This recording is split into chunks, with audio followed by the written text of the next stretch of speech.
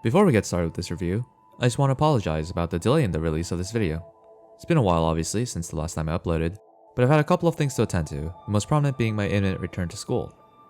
I'll give a few more updates regarding the channel towards the end of the video, so be sure to stick around till the end if that interests you. That's all, hope you enjoy the video. NieR Automata is a fun little game about robots and androids, is what I thought before playing the game. I'd love to give a better explanation of the game, but it's quite difficult to put into words what exactly NieR Automata is. It's a game that I would say is driven by its story, that makes you question everything and anything, that happens to make you feel a little empty inside once you're done. Most people play Automata because of its poster character 2B, but stay for the quote-unquote Yoko Taro experience.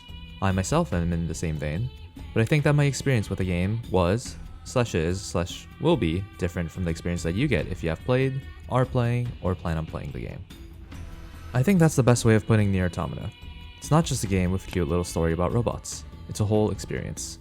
That being said, if you haven't experienced the game before, don't let me be the one to ruin it for you.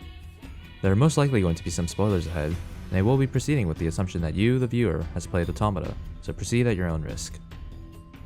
From the beginning of the series that I did playing through Automata blind, I made sure to write down a couple of notes each session that would help me better formulate my thoughts in this review video. Of course, thanks to a patch that I thought was never coming, a lot of those issues might be fixed if you play the game after release of said patch. Unfortunately for the game, some faults that I experienced with the game itself, outside of some bugs, were impactful enough that I want to expand on those in this video. I also want to quickly mention, perhaps, as a disclaimer, that I thought the game was incredibly well made, and I am simply stating the things that I noticed while playing through the game. But let's not be a mood wrecker. Let's start with the positives, shall we? I would say that most games usually have 3, maybe 4 generic categories that are the actual substance of the game. These would be the gameplay itself, the story, the visuals, and the sounds. In Automata, I felt that the story, the art, and the sounds, in this case music and voice acting, were all top-notch. The game looks, in my opinion, quite beautiful, and the voice acting, music, and sound effects really help in building a world that conveys the deeply philosophical story magnificently. So many scenes in Automata are so breathtakingly beautiful and carry so much atmosphere with them that even if you have no interest in any of the other parts of this game, even fishing while looking at the scenery makes the game worth it. On the other side, the soundtrack's vocals are often sung in an eerie, mysterious language that isn't quite English or Japanese, or any language on Earth for that matter, yet somehow vague meaning gets through to you and really immerses you into the world of NieR. Be it the joyful, childish singing in Pascal's village, or the hauntingly melancholic melody of the amusement park.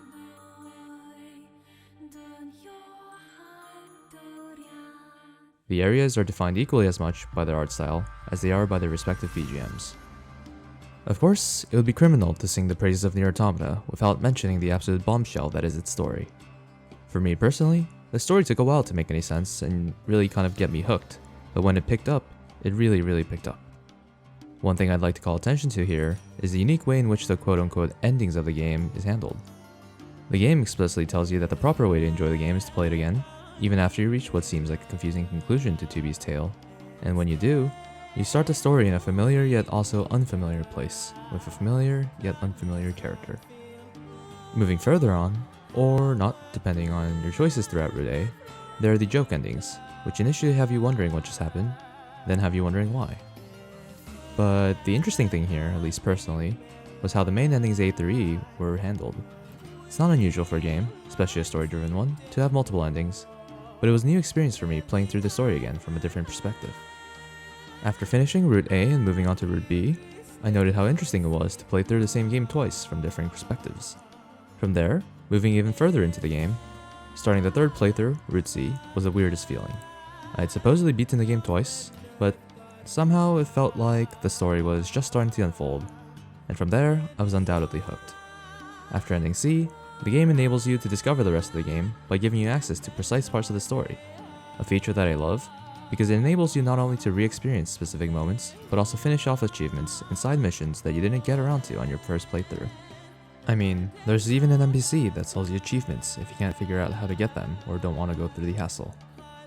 Speaking of side missions, a lot of the finer details of the story, and even larger plot points, are entirely left out of the main quest, meaning that the side missions often hold significant chunks of story and lore, which felt really rewarding compared to the average side quest in games that hardly relates to the main story. The side quests didn't really feel like side quests, thus contributing largely to the immersion into the world as you ran around, speaking with people and learning more about their individual histories.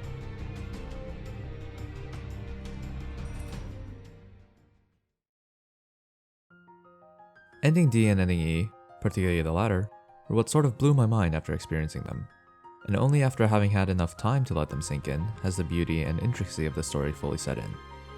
The game, despite having multiple endings, is very linear in nature. Each of the endings flow from one to the other, and it all accumulates into the final piece of the puzzle that lets you grasp the entire story. After the final boss of the hacking minigame, that is the credits, the screen fades from white, with the same quote that begins the entire series. The difference, of course, being that our trusty companion, the pod, is the speaker, rather than 2B. From there, the secret of the game is revealed, that we just witnessed a part of a never-ending cycle where the true protagonist was actually the damn pod. If I were to continue talking about this story, the list would go on and on, so I'll lastly mention briefly the various plot twists in the story that really work well because NieR Automata was created in the medium of video game. There are a decent number of times throughout Automata where something is said to the player, and we have to check a record in order to confirm some crazy truth. The one that most prominently comes to mind is when NieR finds out about the Yorha project and its secrets, and the commander hands him a confidential chip. These moments are powerful because our own curiosity drives us to read about this world and its lore, and doing so is perhaps one of the telltale signs that the player is already invested in the game's world. There are a lot of smaller things that I didn't mention that I really loved about the game too. The attention to even the smallest detail really make the game come alive and add to the experience, be it the continuation of the music through reloading screens, or the slightly changing menu themes through playthroughs. I can appreciate the hard work that went into these things that most other games lack. Now, going back to the 4 general categories I spoke of, the only one we haven't really touched on is gameplay, and that's for a good reason. I can say that without a doubt, the game overall felt amazing, but perhaps most surprisingly to me, the weakest of the 4 aspects was none other than gameplay itself. Now, before you click off the video in anger and write a comment about how I'm wrong, allow me a bit of time to explain myself. I'm by no means saying that the combat, movement, etc. feels bad. My first impression was surprise. Perhaps it was surprising because I went into Automata with the expectation that it was going to be more of a fighting-oriented game rather than a story one. I had also read a decent number of reviews saying that the PC port had various issues, and that especially the controls for keyboard and mouse were awful. Thanks to those review suggestions, I installed NAIOM and FAR, both mods intended to enhance the player experience. The input overhaul mod in particular really made the game feel quite nice, even on keyboard and mouse, and I only experienced what it was like without it once the new patch made it incompatible. I understand that the game was intended to be played on controller, but the very fact that a keyboard and mouse variant was added means that there was some intention to allow greater accessibility to people like me who either don't own a controller or prefer keyboard and mouse as your input method. In that regard, I suppose I can't complain, since, in the end, it was my choice not to buy a controller. But without the overhaul mod, the game loses its smoothness, and your attention is gripped by seemingly flawed design rather than the amazing story of Automata. That's the part that pains me the most. Why couldn't the game feel that good right off the bat? Why have a potentially disastrous input method that ruins some players' experiences with such a masterpiece? But that's enough about a problem that likely affects a minority of the players. A more fundamental issue that I felt in regards to the combat system, in particular, was NieR's design. Once you begin Route B, it becomes apparent very quickly that 9S, being a scanner model, has less combat fluidity than 2B, a combat model. To make up for this, 9S has the ability to hack things, which becomes a core part of the story as it unfolds, but in my opinion, having this ability in combat becomes a bit of a wreck. Firstly, the actual balancing of how strong the hack itself is. Whereas some fights on 2B felt exhilarating, any significant challenge on 9S was offset by the fact that he could essentially lock any opponent in a loop of hacking until they were defeated. I suppose canonically, that would make 9S the strongest android in battle, but even this is a moot point compared to what I feel is more of a pressing issue. Most of the time, his hacking ruins any emotional tension and build-up. At the very least, it diminishes it. Be it in a fight with emotional dialogue occurring simultaneously, or in a tense combat situation, by engaging in hacking, the voice lines get cut, and they don't resume after the hacking is completed. It is possible that it was intended to be this way, but it still begs the question from before: why? For a game that pays such attention to the tiniest of details, 9's hacking mechanic was one of the largest disappointments personally. There are smaller, nitpicky things that we could discuss, but every game will have those. I don't really think that any game is perfect and free of bugs. they hardly affect the story, which really carries NieR Automata to that next level of artistic creation. By contrast, the aforementioned issues, in my opinion, do. They hinder the experience rather than elevate it or leave it unblemished. That's not to say that the hacking mechanic is entirely flawed. I only view it as an issue in combat most of the time, whereas there are genuine moments in the story where the hack is utilized well, either as a plot point or as a tension point. I suppose it also makes combat feel much faster to get by with 9S. There isn't much button mashing involved with hacking compared to straight up fighting after all. There is also the argument that I could just decide not to hack at all, which is valid, and I suppose the fault lies with me for continuing to use a system that I believed was flawed. However, if you watch the series, in most of the major fights, I opted not to hack because I wanted to get all of the dialogue without it being cut. Only sometimes where I forgot that hacking skips dialogue did I accidentally default to hacking, since dealing with a lot of generic machine enemies throughout the game was usually done via hacking. But in the grand scheme of things, most of these issues that I took with the game were fairly subjective and didn't affect the game in too large a manner.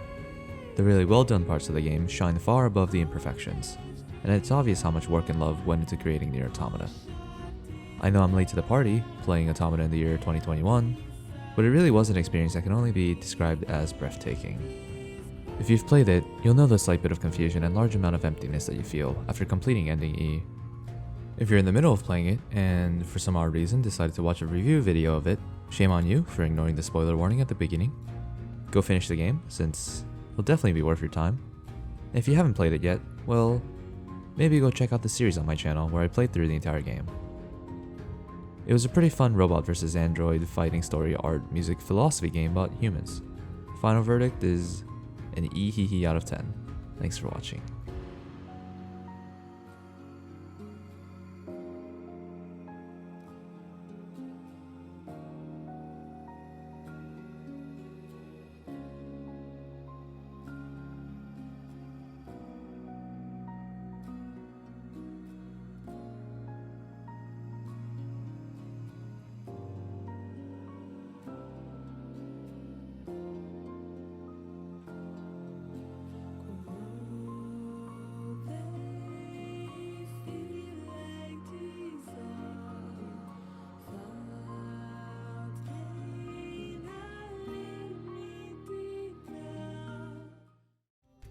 Be it the joyful, childish singing in Pascal's Village. Thanks to those review suggestions, I installed